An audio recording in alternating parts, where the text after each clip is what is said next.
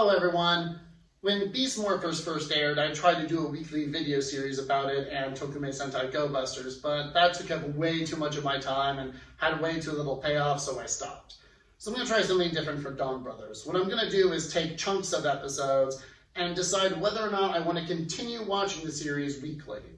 So here are my thoughts and analysis on the first 5 episodes of Avataro Sentai Donbrothers. Donbrothers is an anniversary Sentai that is not airing during an anniversary year. It also acts as a sequel of sorts to Zenkaiger, which is not something we've seen Sentai do since Sun Vulcan, so already Donbros is kind of weird. Sun Vulcan being a sequel to Denji Man is entirely through Machiko Soga being the same character in both shows, and nothing else really. Don Momotaro debuted in an episode of Zenkaiger, and while it's not uncommon for next year's Sentai to be previewed before their first episode, they usually show up during an inconsequential scene of a Versus movie or something that has very little impact on the current show airing. In addition, Donbrothers has a distorted Zenkaiser as a recurring character and even reuses Zenkaiger's Sentai gear gimmick. Unlike the Sentai gears, the Avataro gears can turn the Donbrothers into past Sentai, but whereas the Gokaigers could use the Ranger keys to turn into anyone, the Donbrothers are locked into their specific colors. It's really impressive that while Donbrothers is reusing gimmicks from 2 previous anniversary Sentai, it still retains its own unique and vibrant personality. There have been experimental Sentai in the past, such as Q-Ranger's massive roster or Lupin vs. Pat Ranger having 2 competing teams. Donbrothers, however, is experimental in a way that actually matters, through its storytelling. The head writer for this series is Toshiki Inoue. Inoue hasn't been a head writer for a tokusatsu series for quite some time. He has written some of the V-Cinemas, which has questionable content. He was the head writer for Jetman, which still remains a very popular series with Sentai's adult fanbase. He likes to write more mature content, and while I'm all for that, from what I've seen, it's better if he has direct oversight reining him in and keeping him from going too far. Fast-paced is a description I've seen Toku fans use a lot in the past to describe things, and most of the time, it's not true. Having a lot of flashy fights and new power-ups doesn't result in meaningful story progression. In fact, most of the time, if you have characters getting constant power-ups, it's to hide the fact that plot points are merely being stretched out just to increase the number of episodes in a show.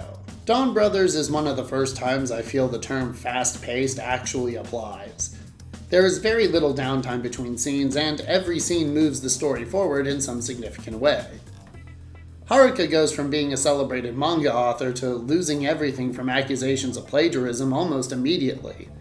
Time isn't wasted on the accusations starting and snowballing because none of that matters. What's important is Haruka's motivation to join Don Momotaro in the fight in order to get back what she's lost. While we're on the subject of Haruka, I'm really glad that she turned out okay. Her actress Kohaku Shida is a teenager, and Toku fans can be uncomfortable when it comes to how they talk about and handle female characters, and that only becomes worse when dealing with characters who are underage. So far though, Donbrothers has been really good with Haruka. There is an episode where a couple of awful gamer bros are creepy with her, but they get beat up like they deserve. Haruka is Oni's sister, or the yellow of the team, and so far she is the main protagonist. The red Momoi Taro is still the main hero, but Haruka is the POV character through which the audience learns about the world these characters live in. She's the first one we see get the sunglasses that allow her to see the monsters and weird video game shit that covers the world. And at least so far in the series, it's her quest to prove that she didn't plagiarize that's driving the story more than Momoi Taro being a delivery man.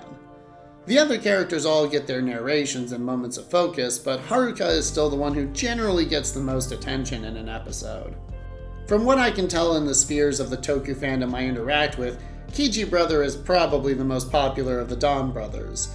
He is the first male pink in Sentai, and despite being male, he has the skirts when he uses an avatar change. So Dino Fury had Izzy rip off her skirt, and Kiji Brother is a man who changes into suits that have skirts. Can we all just collectively agree that the skirt thing is arbitrary and stupid now, since both Power Rangers and Super Sentai have made meta jokes about it? Kiji Brother is also a very relatable character. His defining trait is that he's average. The only thing about him that he feels has any worth is his wife Miho. One key difference between Sentai and Power Rangers is that Power Rangers is much more willing to explore romantic relationships with its main cast. So, seeing Kiji Brother's defining characteristic being his love for his wife is an interesting change of pace that I hope has a great payoff later. Saru Brother right now is the weakest of the cast. He's fine and there's nothing wrong with him. He's just the know-it-all vagabond. These characters can work, but in the case of Eiji from O's, Eiji is a very expressive character defined by a desire to help people whenever he can. While Saru Brother has been shown to enjoy helping people, he's just so relaxed and unemotional that most of the time he just comes off as condescending. At this point, there's not much to say on Inu Brother. He's on the run from the police because of a crime that he didn't commit, but he has to keep what happened a secret to protect the woman he loves, who looks suspiciously like Kiji Brother's wife Miho. There's not enough information to say whether or not I like him yet, but he seems like a fun character and I want to know more about him. Okay, I'll address the elephant in the room. Yes, the CG for Inu Brother and Kiji Brother is terrible. But you know what? I don't really care. CG for Toku has been awful for years, and this isn't the worst I've seen. I'd argue that the CG dinosaurs in the Kyoryuger vs. Go Buster movie is way worse, and they still haunt my dreams to this day. Donbrothers seems to be purposefully invoking a digital or video game aesthetic, so Kiji and Inu Brothers CG doesn't really bother me since I feel they fit into the show's overall feel and aesthetic just fine. They also tend to use their avatar changes for most of their fights, so you don't see their CG models most of the time anyway. Momoi Taro is a good, solid red. While he's transformed, he's a bombastic, over-the-top buffoon, and in his regular life he is soft-spoken and honest to a fault. Seeing how Momoi behaves when he's transformed reminds me of the Reds of the 2010s, specifically Daigo, Wright, and Lucky.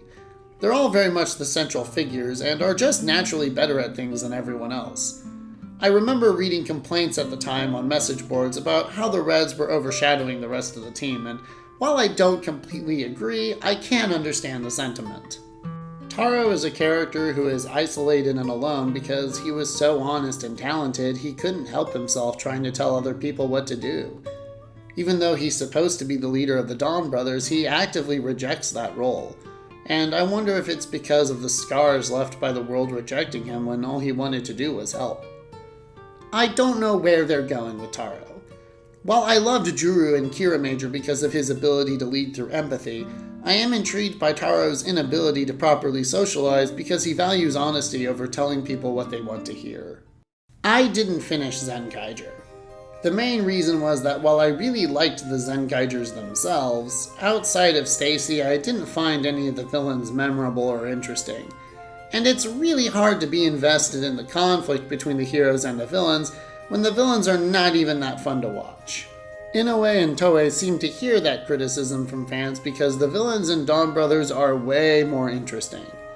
Usually by this point in a Sentai series we know who the main villain is and the important cronies. While we have the trio in Donbrothers, they don't act like the villains. They are not in league with the foot soldiers and are more concerned with killing monsters, even if it means killing the human host. While we don't know a lot about the villains and what they want, the mystery surrounding them is genuinely intriguing, and I am fascinated to learn more. Episode 3 shocked a number of fans by not having a mecha fight. But Donbrothers did something that a lot of Sentai fails at doing: giving motivation for the mecha fights. In episode 3, we see that if Don Momotaro doesn't separate the monster from the human host, then the host will die and be sent to a weird empty void. I've said this many times, but one of the reasons I think it's difficult for a lot of adult Toku fans to enjoy the Sentai mecha fights is that a lot of times they're just there to sell the toys. By establishing that not every episode will end in a mecha fight, it makes the mecha fights we do have more impactful, and we know the stakes for failure. The main villain of Donbrothers seems to be the world itself. The foot soldiers disguise themselves as regular people, and bad fortune did not start to befall the main characters until they got the magic sunglasses that allowed them to see the hidden parts of their world. With Don Momotaro doing the big mecha fights in a cyberspace type environment, I'm wondering if we're gonna have some SSSS Gridman shenanigans happen. We already had God appear in Senkaiger, and so I wonder if a god of sorts is responsible for what's happening in Donbrothers. The altar forms are very charming and cute. They invoke the grand powers from Gokaiger, but by making the altar small and portable, it allows these powers to be used in the main plots of the episodes, and not just the big spectacle of the mecha fights. As far as the anniversary aspects go, I really like how Donbrothers is taking a little bit from past shows, but putting its own spin on it. The Sentai-themed monsters are more or less another Riders from Geo, but with one important change. The Donbrothers don't get their Sentai gears till after they defeat the monster. So whereas Geo got a bunch of forms which immediately became useless once the Another Riders were defeated, the Donbrothers are building up their arsenal as they win their battles, which is much more engaging. My favorite enemy so far is the Tokuger monster. It feeding on a woman's desire to be younger was a perfect reference and callback to the Tokugers being children. The Lupin Ranger monster being a thief was fine, but not as interesting. I hope future monsters connect more to the themes of their series in a way that the Tokuger monster did. Modern Sentai has been kind of hit or miss for me. I wasn't really able to get into Lupat, Ryu Soldier, or Zenkaiger. And as far as Sentai of the past 5 years go, Kira Major is the only Sentai that pulled me in enough that I actually wanted to watch every episode week to week. But so far, Donbrothers has my full attention. I really enjoyed this group of episodes and really look forward to the next batch. If you haven't been keeping up with it, or haven't seen it at all, I highly recommend it. It's easily one of the best Sentai of the past 10 years so far. Well, that's all for now. May the power protect you. Thank you for watching. If you enjoyed this video, please like, comment, and subscribe. The thumbnail was provided by Bustercore. Feel free to check out her content in the links in the description below. Unfortunately, there is no official English subtitle release of any episodes of Donbrothers, so if you haven't seen it and you're interested, you are just going to have to pirate it.